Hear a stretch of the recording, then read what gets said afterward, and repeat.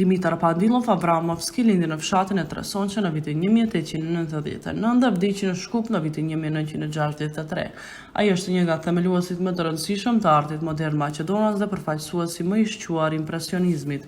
Diplomoi në Akademinë Shtetërore të Shkencave Humane në Sofje, Bullgari, punoi në vajra, bojëra uji dhe vizatime, si upokryuesi zhanreve dhe peizazheve, natyrë të vdekur, portrete dhe akte.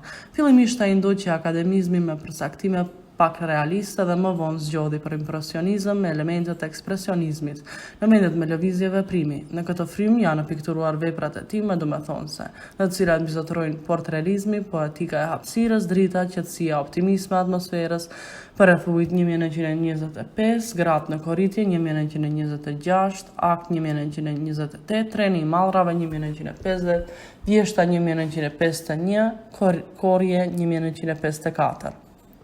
Veprat korese të vitit 1937 dallohet me ngjyrën e saj të ndritshme, me pamje peizazhi pitome një fushë drithëra me figura të pikturuara të grave, korese në veshjet popullore.